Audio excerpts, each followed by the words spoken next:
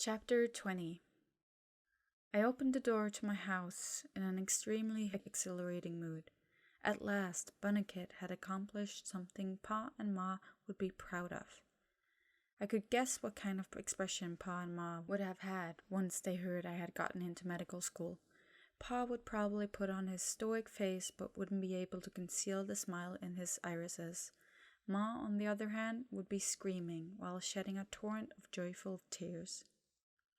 To everyone else, we were a loving family, and personally, I think we are a decent family. There's nothing out of the ordinary.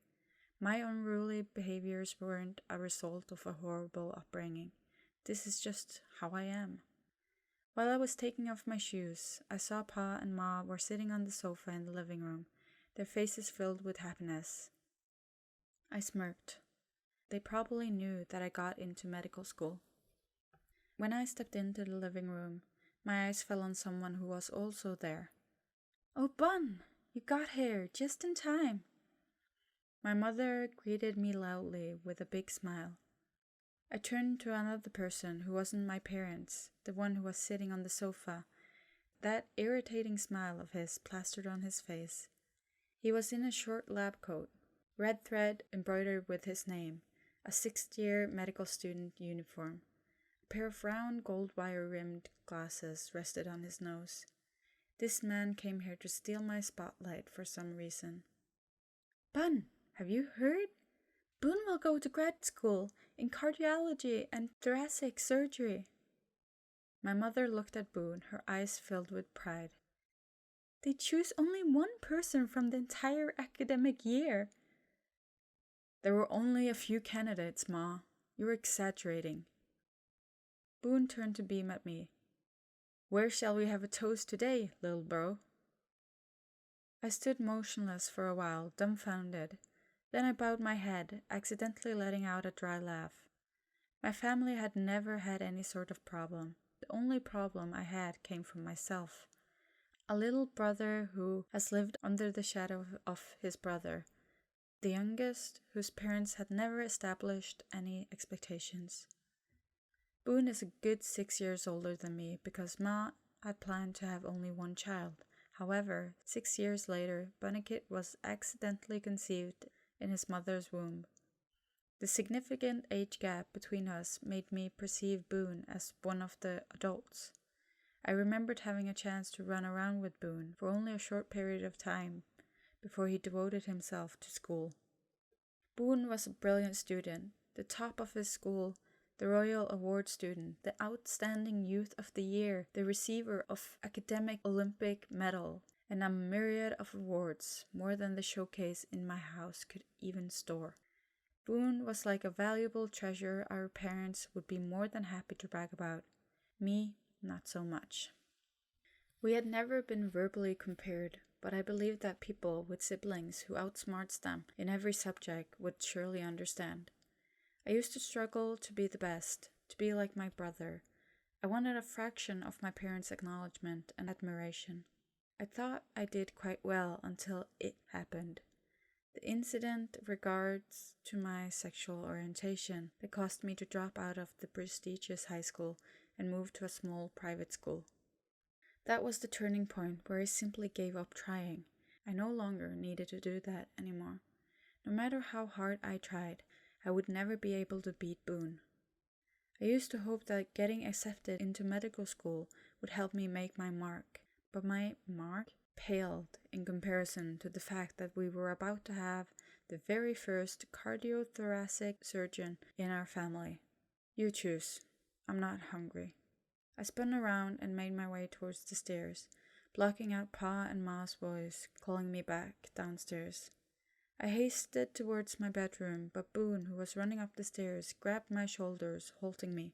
"Hey, what's the matter with you, Bun?" Boone asked while panting. "What's wrong?" "It's nothing." I turned to look at my brother. "Congratulations." With that, I spun around, but Boone held my shoulder, preventing me from walking away. "Wait, the results of the university entrance exams were being announced today. How did it go?" I fell silent for a while before murmured softly, "Tell Pa and Ma I got into medical school." Truth be told, I couldn't find myself succumbing to sleep. Stress put my body on full alert, and my heart rate escalated that I could count each thumping beat. I opened my eyes before the lights were off. Then soon after, I felt someone dropped his body onto the bed beside me. "Have a good night, darling." Tan's baritone voice rang softly, as though he feared I might hear it. I closed my eyes once again. Tan's words, which should have delivered desired effects, brought pain to me instead. What he did to me was unforgivable. My wrecked feelings were beyond salvage. I made my decision. Once it's over, I'll leave this place. I'll leave Tan. That vile promise was just to make him obey me, as I needed protection from him in order to keep myself alive. From this day onward, Bunnicut wouldn't allow himself to trust anyone else ever again. My best friend ordered a man to beat the shit out of me. The man who claimed to love me lied to me. The only person in this whole world that I would trust at this moment is myself. This lesson made me close myself off, nailing the permanent barrier over me. Perhaps I wouldn't be able to love someone ever again. My life from this day onward would probably fill with paranoia in every waking moment. I could feel a heavy arm slung over my torso. Tan moved closer to me, burying his face in the back of my neck. His warm, steady breath made me feel uncomfortable. My fists clutched tightly around the bedsheets as I tried not to make any sound or move. I had to stay like this to make him think that I had already forgiven him, only until this terrible ordeal was over. My legs carried me across the walkway connecting the hospital's medicine department building with the surgical building. If I head straight and turn left, it will lead to my forensic department. The air around me gradually grew colder as time went on. I didn't know how I ended up here, but I had one goal in mind. There was a body waiting for me in the autopsy room. The eerie, dark, and cold atmosphere in the autopsy room should give off the sense of familiarity in the workplace, but that wasn't the case in this particular moment. A body lay naked on the metal table in the middle of the room. It was a corpse of a tall and brawny man. His face was shrouded in the shadow. I slowly made my way towards the body in front of me. The corpse's cold, pale, and strong hand jerked up to grab my wrist. I jumped in fright. My eyes, which filled with horror, drifted to the face of the corpse. It slowly lifted its head and opened its eyes, looking at me with a pair of familiar orbs. "I never meant to kill you," the voice resounded throughout the room. "I'm sorry." I woke up with a jolt and my eyes flew open. My heart was pounding so hard that it almost jumped out of my chest. The first thing I saw was the morning sunlight glossed over the wardrobe. I could feel the warmth radiating from the body of the man who was hugging me from behind. I removed Tan's arm from my body and tossed the duvet aside. It was cooking underneath that I ended up covered in sweat. I reached up to massage my throbbing temples. Stress assaulted me once again. God, how I hated these damn nightmares. "You want to meet Pert and talk to him today, right?" Tan asked, while he put a hot cup of coffee down on the dining table. "Yeah, but first you need to fix the things you've screwed up that day." I scooped up a steaming spoonful of porridge into my mouth. The fact that I had just recovered from fever had really worked up my appetite in twofold. I ended up asking for a second bowl of porridge. Tan sat down on the chair, a guilty look adorning his face. "I'm sorry. I was so mad I couldn't see straight, so I said something like that." I pointed the end of the spoon at him accusingly. "Call Pert and apologize. You guys need to become allies. Meet him and make nice with him. Have one-on-one conversation with him about Paul. Try to turn Pert against his brother, and we'll wait and see what happens next." Tan let out a small sigh. "But I'm not sure whether he'd be cool with this, though. I'm the one who killed you, after all. Pert might be working on this revenge on me as we speak. If you can get him on our side, try to incite Pert to go up against Paul as far as you can." I put the spoon back into the bowl.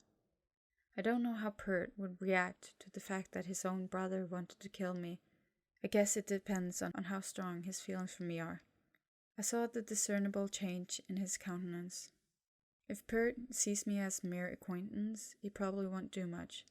But if he sees me as his best friend, or something more, that would be something we could use in this situation. Tan went silent. I could tell that he was trying to suppress something, some sort of feeling. Let's just call Pert, apologize, and tell him that you want to talk. Take these baby steps for now. It occurred to me that I should do something to calm Tan down before he ruined my plan all over again.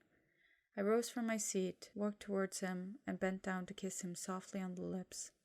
I could feel the tension in his body visibly relaxed. Tan withdrew the kiss, raising his hand to my cheek. Okay, I'll call him now. Tan stood up, tugging up his phone from his pocket. Can I make the call outside? When I see you while talking to him, I'll always get upset and have this nervous breakdown. Actually, I wanted to listen to their conversation. I should probably listen to him. Alright, just take it easy, okay? Tan nodded before he left the kitchen, leaving me by myself. I returned to my seat, taking a deep breath and slowly breathing out to vent out the frustration. I started to focus on the recent problem, Boone. I might have perceived Boone as my rival after all this time, but I never got mad at him or hated my brother. He was a good man, an excellent professor, a father, a loving husband, and a caring son. His perfection was what drove me away from my family, to work for the government in a remote province, to live my own life. Pa and Ma had gotten everything from Boone. They didn't need me. I wasn't that perfect. Now Boone wanted to fulfill one of his countless duties, a duty of a good brother. He risked his life looking for his missing brother. And because of this, I was sure that Boone wouldn't leave until he knew for sure whether I am alive or dead. My brother was looking for me without knowing what was waiting for him. This was too dangerous. I was extremely concerned about this, about his well-being. I might have to find a way to contact Boone, like Tan had suggested, and convince him to go back to Bangkok before it's too late. Tan returned. A look of frustration creased his face. Called him 5 times, but he didn't answer. Really? Just wait then. Even though it wasn't something unusual, I had a bad feeling about this. Can you track Pert's location using your phone? Tan pulled out Pert's white smartphone. No, I can't. I've tried it. He must have turned off his current location to prevent others from following him. I started to feel the anxiety creeping in for no reason at all. Can you try again? Keep trying his cell. Tan glanced at me, and I could feel that he wasn't too happy with my attitude right now, but he pressed his phone to his ear nonetheless. His other hand was busy viewing the location on another mobile phone. Someone's been trying to call this phone. Must be someone at your hospital. There's a missed call from Captain Aim, so I turned off. Hey! Suddenly Tan cried out loudly, his eyes widened in shock. I sprang to my feet. What? I asked suddenly. I could track his phone's location. Tan slipped his phone back into his pocket. Really? Where is he? I shot out the question loudly before I could help myself. Tan walked towards me, turning the screen to show me. He is back in the province. I almost jumped in the air with elation. Some progress, finally. But his location seems weird. I don't know why he would go there. Where? I looked at the dot on the map, puzzled. It's an abandoned warehouse built on my father's plot. Tan pointed his finger to his forehead. It's where Paul gave me this wound. We often used this place to hold secret meetings between my father and his men, both inside and outside police connections. Sometimes the place was used to torture or even killing someone. Tan crossed his arms, shuddering at the thoughts. Speaking of the police, Tan had mentioned that Captain Tu was one of Mr. Odd's men. He helped Mr. Odd have close access to police connections. Captain Aim was Captain Tu's subordinate. Although he had never been in contact with Mr. Odd directly, Captain Aim would follow Captain Tu's orders. I didn't blame Aim for doing this.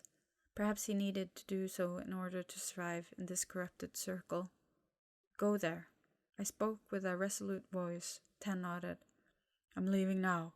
I'll fill you in once I'm coming with you, I blurted out. My voice surprised not only Tan, but also myself upon the decision. However, there was something urging me to go with him, like some sort of intuition that instinctively drove my actions. "No, you can't. You aren't going anywhere," Tan shouted. "It's very dangerous. I won't let you." "I'll be hiding in the car. If something happened to you, I would be able to help you," I insisted with a firm voice. Tan seemed clearly uncomfortable with this. I took a deep breath. I needed to try to persuade him. "Tan, please. I'm worried about you too." Tan stood with his arms across, pressing his lips together. He eyed me for a long time before finally saying, "You have to put on a hat and sunglasses for a disguise. I'll bring them for you." Even though I felt uncomfortable having to dress like a bank robber, but in order to venture outside with Tan, I had to bear being in this state for the time being. Tan had me wear a black cap, a large sunglass, and a black hoodie, which I had to wear the hood over the cap. I was in a half-lying position in the back seat, trying not to poke my head above the window's visible range too much. "Is this the sweater you wore when you came to me that night, right?" I asked the man whose eyes were focused on the road ahead. A small smile tugged on Tan's lip. "You remember my scent?" I frowned in annoyance. "I thought I asked you nicely." "Right, sorry." Tan glanced at me in his rearview mirror. "Well, yes, this is the outfit I wore to your house." I said nothing more, looking down at my hands. Just thinking about it still made me feel angry and hurt. Minutes later, Tan flashed a turn signal. I sneakily craned my neck to take a glimpse at the place where the car was going. Right now, the two of us were in the front of an open area. A warehouse with a gunmetal-colored roof was built in the middle of the plot, surrounded by the longan garden and wood. This place was isolated, a sort of place where illegal activities usually took place. Tan parked the car in front of the gate of the warehouse and turned to me. With a quick movement, I lay back down on the seat. "A black SUV. There is, indeed, someone inside." Tan had a pensive look on his face. "Do you want me to keep the engine running?" I shook my head. "No, that'll look too suspicious. Just leave the window slightly open. It's chilly. I'll be fine." Tan nodded, lowering the side window in the front seat a little, enough for the air to flow inside before turning off the engine. "The signal from Pert's mobile phone is still in there. I might be able to find him there. I'll wrap it up real quick and get out." "No rush. Take all the time you need. This is important." "Sure." Tan handed me the white cell phone, and I took it from him. "Do not forget, if something goes wrong, text me. I'll go in there." I typed the word "fly" in the text box on Tan's phone. All he had to do was press send to notify me in case there was an emergency. Tan nodded in acknowledgement before opening the door to get out of the car. Then he hit the locks. Once the door was closed, I was left alone in Tan's car. I attempted to periodically crane my neck to get a glimpse at the tall figure walking towards the warehouse. And then I saw the black SUV he had mentioned earlier in a short distance away. My anxiety began to build up like a storm. I had anticipated that I would have to stay like this for an hour or more. So when I saw Tan run out of the warehouse with the alarmed look on his face after a few minutes he went inside, it was, needless to say, unexpected. His face was beyond freaked out. I hurriedly sat up straight. Tan unlocked the door and yanked it open. He gasped, his eyes widened, and his face seemed unnaturally pale. "Bun!" Tan's voice trembled. It's Pert!" My heart fell to my feet. What happened? "Please, go in there." Tan's shaky hands clenched into fists, sweat streaking from his face despite the cold temperature outside. I got a pretty good idea what happened. Please don't let it be what I think it is. That can't be. I was stunned when the image that Tan wanted me to see appeared in my line of vision. I turned away and closed my eyes, trying to deny what was in front of me, praying it was just some kind of illusion, hoping that perhaps this was just another nightmare from which I would be awakened shortly. What should we do?" Tan leaned against a metal column, his face pale. Tan's voice caused me to open my eyes and face reality once again.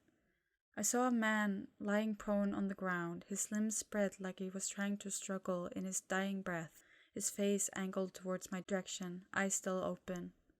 A familiar pair of sharp eyes were gazing at somewhere far away, no longer aware of what was transpiring in the mortal world. There was an uncomfortable, tight feeling in my chest. I removed the sunglasses, letting it fall to the ground. I stumbled backward and sat down on a wooden box nearby. I felt like all the energy had been drained out of me. I felt like crying, but my eyes remained dry. How long? Tan was pretty much in the same state as me. How did he die? Fuck. I let out a swear. My concentration was all but gone.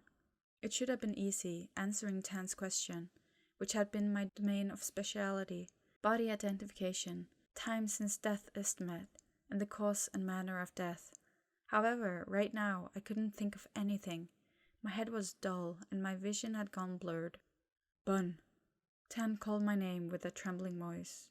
How did he die? I sat still while I closed my eyes, trying to pull my scattered wits together. I had to give my answer to Tan's question. Yes, I had to perform an examination to see what exactly happened to Pert, and how did he end up dead in this forsaken place. I forced myself to open my eyes, rising to my feet and carrying my trembling legs towards the body of the dead man. The first question, who was the deceased? I needed neither his ID, his dental records, or any DNA test to identify the body, since it was evident that both Tan and I that the deceased was Pert. Pert, the prosecutor who had reached the age of 30 years in the next couple of months. The second question, where did he die? I was looking for some traces of relocation, such as blood trails. However, bloodstains were nowhere in sight, not even on the corpse's clothes. The position of the body matched how he died, but it was also possible that the body had been moved before rigor mortis began. The relocation of the body after the development of rigor mortis would make the position of the body appear unrelated to the location where the body was found, as the body would have gone stiff in the position in which he had died. For example, one might find the body in an unusual position, such as lying on his back with the bent limbs, despite being found on the flat ground. I looked at the corpse's hand, noticing that his right hand was placed on a mobile phone, the screen facing up. Tan probably saw my eyes lingered on Pert's hand for a long while, so he decided to step closer. Is this... Tan, can you press that home button with the tip of your pen? I want to know what was on his screen before he died. I didn't want Tan to leave his fingerprints on the screen. Huh? Yeah? Tan, who was still in shock, jumped slightly when he heard my order. He patted his pockets. I didn't bring a pen with me. I probably have to use the stylus to open the screen. Pert may have set the passwords on his phone though. Let's test this out first. You can find a plastic bag to wrap around your hand before pressing the phone. I'll head out to find the plastic bag in the car then. Will you be alright by yourself, Bun? Tan turned to me, backing away from the corpse. Of course, come back soon. I need to use plastic bags for gloves as well. I inhaled deeply to bring back my concentration. Okay. Tan ran off from the area. I watched his retreating back before returning to the autopsy at hand. The third question, when did he die? The estimate of time of death based primarily on the results of physical examination. Discoloration of the skin, which resulted from blood pooling under the skin of the lower body parts, causing a purplish-red discoloration due to the force of gravity, which was assessed by palpation, or the development of rigor mortis in the joints, which varied depending on each size of the joint, or the signs of bloating, which usually occurred after 24 hours. From the look of it, Pert should have been dead less than 24 hours. I would conduct a thorough determination of the time of death again after getting a plastic bag from Tan. The fourth question, what was the cause of death? His death wasn't caused by excessive loss of blood, gunshot wounds, or strangulation injuries. I squint my eyes at the deceased mouth, which fell open. There was a lot of frothy sputum mixed with saliva escaping from his mouth. He had respiratory failure. The most likely cause was that Pert died from toxic substance. But how had he been exposed to a harmful chemical? But there shouldn't be any poisonous gas in the spacious warehouse such as this one. He must have been exposed to it through consumption, contact, or intravenous injection. I needed to look for traces of chemical exposure or needle marks. I looked around to explore the area. Where did the toxic substance come from? Then I saw a small cup of coffee on a large cardboard box. It was a paper cup with a lid for hot coffee. I hurriedly walked towards the coffee cup, warily leaning in and trying to sniff out the smell from a small gap on the lid. Some weed killer and insecticides had specific scents, but the only scent I could detect was a seemingly harmless smell of coffee with almonds. My eyes grew wide. Almond scent. Cyanide. I couldn't give the absolute determination whether Pert had actually died from cyanide poisoning. This was just an assumption. However, from the manner of death, it matched how one would have died from cyanide poisoning. Cyanide exists in various forms. It can be gas, liquid, and solid. Exposure to the said toxic substance by ingestion may not lead to the immediate cause of death. It would take minutes. The odor of cyanide may be concealed in coffee, and sodium cyanide was an accessible toxic substance to find. To confirm that it was really cyanide, sample must be collected for further examination in a laboratory. The fifth question: what was the manner of death? There were only two possibilities: suicide or murder.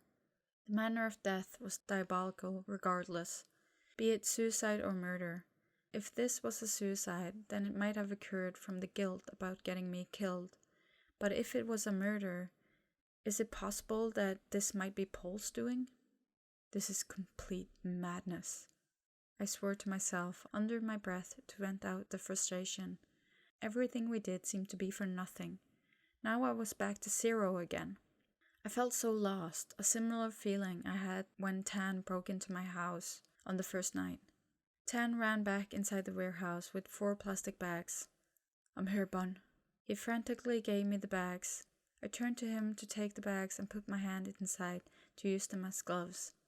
This would be the first unofficial autopsy in my life, as well as the first dead body of someone I knew, someone I was close to.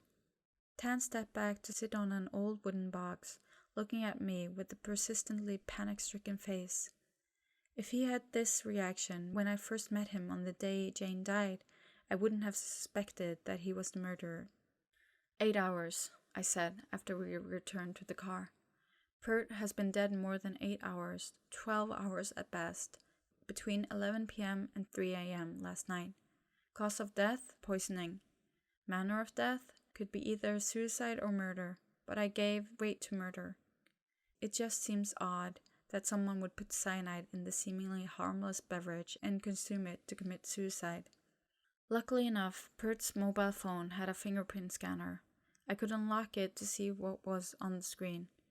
Once I unlocked it, I found the real-time location tracking application. With his dying breath, Pert turned on his location so the others could track him. It was a better decision than calling someone, because at the time the poison might have gotten to him that he was no longer able to vocally identify his whereabouts. "Last night?" Tan's eyes wandered out of the car. "It was a quiet night. I slept with you all night. I didn't see this coming. But who would have killed him?" I looked at Tan with deliberation for a moment. "I'm sorry."